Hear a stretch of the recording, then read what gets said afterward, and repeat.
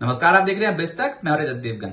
आज जब बाजार की ओपनिंग होने वाली थी तो अंतर्राष्ट्रीय संकेत तो ठीक ठाक थे, लेकिन बहुत सारी खबरें थी जिसका इंपैक्ट लगभग तय था कि स्टॉक मार्केट पे पड़ेगा। एक तो निफ्टी की वीकली एक्सपायरी का दिन, ऊपर से बिहार विधानसभा चुनाव का फेज 2, साथ ही साथ बाजार बंद होने के बाद एग्जिट पोल, उसका भी इंपैक्ट स्टॉक मार्केट पे पड़ेगा, ये ट्रेडर्स मान के चल रहे थे। और सबसे बड़ी खबर, दिल्ली में ये जो ब्लास्ट हुआ है इससे भी ट्रेडर्स ये समझ रहे थे कि इसका स्टॉक मार्केट पे इंपैक्ट पड़ सकता है। तो इतनी सारी खबरों के बीच में आज हमने ट्रेडिंग करनी शुरू करी और ट्रेडिंग में ओपनिंग तो ठीक देखने को मिल गई, लेकिन पहले ही टिक से टूट गए थे। 25,617 के लेवल पे ओपन हुए, उसके बाद धड़ करके टूट गए, 25,449 के लेवल पे टकराए।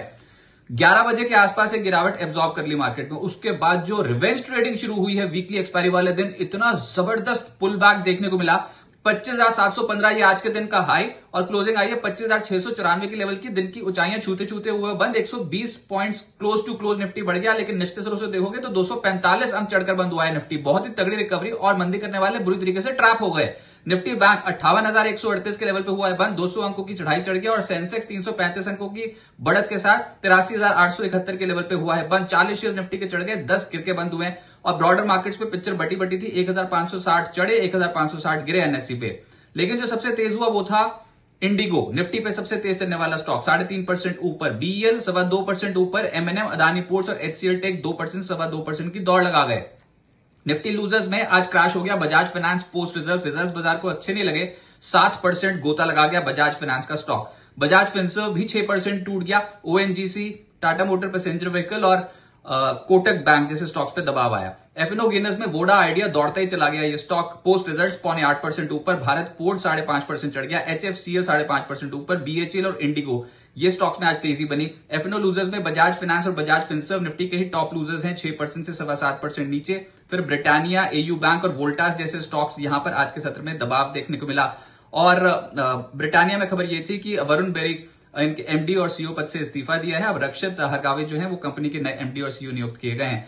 लेकिन ओवरऑल बाजार का सेंटीमेंट आज पॉजिटिव था और ये आपको मिड कैप स्टॉक्स पे नजर आएगा। मिड कैप स्टॉक्स में अच्छी तेजी आज के सत्र बनी है। पॉली मेडिक्योर जैसा स्टॉक 11% ऊपर था। स्यूबेक्स 10% ऊपर। इसाब इंडिया 8.25% ऊपर। एमटीएआर टेक 7.25% चढ़ गया। लेटेंट व्यू, हिंद कॉपर 5.5% से 6.5% की तेजी पकड़े हुए थे। लेकिन लूजर्स भी हैं जिसमें पैसा लो 10% से ज्यादा नीचे। ट्रांसफॉर्मर्स और रेक्टिफायर, ये तो क्रैश ही हो चुका है स्टॉक, लगातार टूट रहा है और लोअर सर्किट पे लोअर सर्किट लगा रहा है। आज भी 10% लोअर सर्किट पे था। एचबीएल इंजीनियरिंग 9.5% नीचे आ गया। गणेशा इकोस्फीयर 7% नीचे। गो कलर्स और बालाजी अमीन्स 6% टूट गए। सेक्टर जो बाजार को पसंद आया उसमें सबसे ऊपर था आईटी। पिछले कुछ दिनों से देख रहे हैं हम डिफेंसिव बाइंग आईटी स्टॉक्स में लौटी है। परसिस्टेंट आज 3% ऊपर था। कोफोर्ज, एचसीएल टेक 2%, 2.25% ऊपर। एलटीआईएम और इन्फोसिस भी चढ़ गए।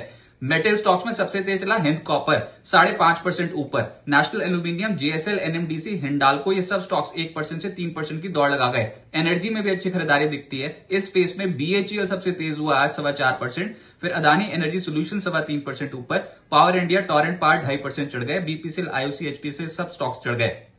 ऑटोज में भारत फोर्ज का दिन था, ये स्टॉक 5.5% की रिटर्न दे गया। संवर्धना मदरसन 3% चढ़ गया। अशोक लेलैंड, एमएनएम, बजाज ऑटो 1.5% से 2.5% की तेजी में थे।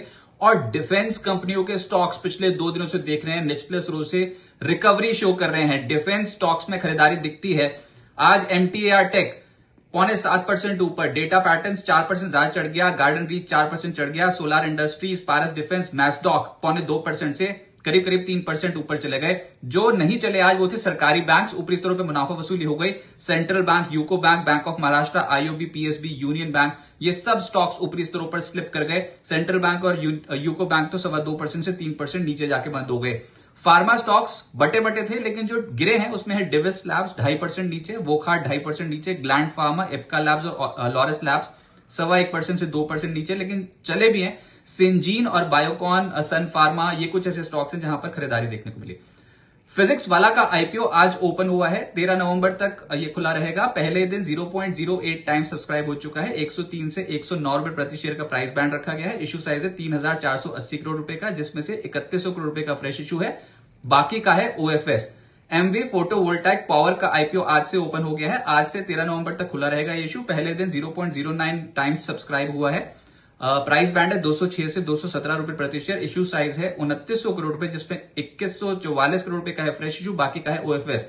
पाइन लैब्स का आईपीओ आज बंद हो गया, कुल 2.48 टाइम्स सब्सक्राइब होकर, QIB 3.97 टाइम्स, NIA 0.3 टाइम्स और रिटेल हिस्सा जो है 1.26 टाइम्स सब्सक्राइब हुआ है। 210 से 221 रुपए का प्राइस बैंड रखा गया था और इश्यू साइज था 3,900 करोड़ रुपए, जिसमें 2,080 करोड़ रुपए का फ्रेश इश्यू, बाकी का खाता OFS सब्सक्राइब हो चुका है। ये ओवर सब्सक्रिप्शन 2.48 टाइम्स, बड़े नहीं लेकिन ठीक ठाक सब्सक्राइब हुआ है।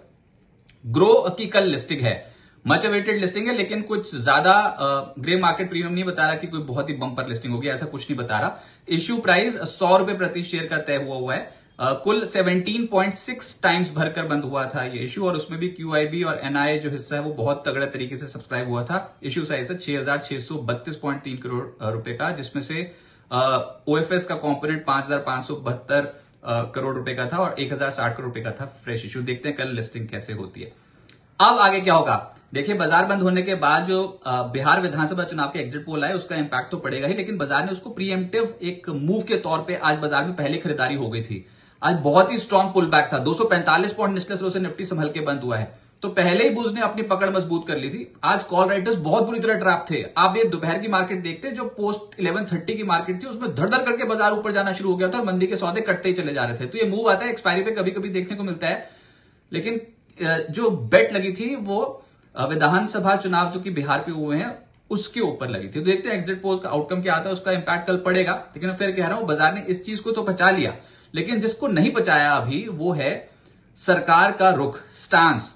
क्या होगा ये जो दिल्ली में ब्लास्ट हुआ है उसके ऊपर, अगर तो फिर से पाकिस्तान का हाथ इसमें निकला है, जो कि अभी कोई भी ऑफिशियल स्टेटमेंट नहीं आई है। अगर पाकिस्तान का फिर से इसमें हाथ आया तो भारत पहले ही बोल चुका है, बिल्कुल क्लियर है भारत अपने स्टैंड पे कि एक्ट ऑफ टेररिज्म समझा जाएगा ऐसी किसी भी हरकत को, और फिर उसके बाद पाकिस्तान के फिर से लेने के देने पड़ेंगे। तो बाजार को ये जो जियो पॉलिटिकल अनसर्टेनिटी है ना, इसको भी फैक्टर इन करके चलना है। प्रधानमंत्री मोदी आज भूटान पहुंचे, उन्होंने बोल दिया कि बहुत ही दुखी मन से मैं यहां पर आया हूं। कल ब्लास्ट हुआ दिल्ली में और किसी भी षड्यंत्रकारी को बख्शा नहीं जाएगा। गृह मंत्री ने भी बोल दिया कि जो जो इसके लिए रिस्पॉन्सिबल है उनको बख्शा नहीं जाएगा। लेकिन ऑफिशियल स्टेटमेंट क्या जारी होती है भारतीय सरकार की, सब वो बहुत क्लोजली ट्रैक कर रहे हैं। ट्रेडर्स, इन्वेस्टर्स सब इसको ट्रैक करेंगे, तो वो इंपॉर्टेंट रहेगा। और इस बीच में डोनाल्ड ट्रंप फिर बोल पड़े। अब पिछली बार ये ट्रेड डील का मुद्दा था कि भैया डील कर लेंगे, पाकिस्तान के साथ कर लेंगे, इंडिया के साथ भी अच्छे अच्छे समझौते कर देंगे, सब कुछ कर देंगे, संधि कर लो, सीज फायर कर लो। हो गया था सीज फायर, हरकत तो फिर हो गई ना दिल्ली में। और इस बार तो देश की राजधानी को टारगेट किया गया है, इतने ज्यादा एक्सप्लोसिव्स पहुंच गए थे। तो आप ये तो सोचो कि अगर ये मामला बहुत ज्यादा सेंसिटिव है। अब वो क्या बोल रहे हैं, कल डोनाल्ड ट्रंप ने कल अचानक से बोल दिया कि भारत के लिए टैरिफ घटाऊंगा, जल्द अच्छी और अलग तरीके की ट्रेड डील कर सकते हैं हम। इस ट्रेड डील के होने के बाद ये दोनों देशों के हितों में होगी, हम क्या करें इस ट्रेड डील का। ये जो पड़ोसी है हमारा, यही नहीं सुधरने को आ रहा। कहते हैं ना वो लातों के भूत बातों से नहीं मानते। तो अब भारतीय सरकार का रुख देखना होगा इस पूरे इवेंट के बाद। बाजार, इसलिए मैं कह रहा हूं कि अपनी जो पोजीशन है बाजार में वो थोड़ा सा अपने कंट्रोल में रखिएगा पोजीशन साइजेस को। 25,750, 25,800 ये जो जोन है ये रेजिस्टेंस की तरह काम करेगा। गैप अप ओपनिंग हो भी गई ना तब भी बुल्स उतना कॉन्फिडेंस के साथ आगे नहीं बढ़ेंगे अभी। और नीचे 25,600, 25,520 का एक इंपॉर्टेंट सपोर्ट रहेगा। ऊपर के जो लेवल्स है वो 25,720, 25,840, 25,920 ही हैं।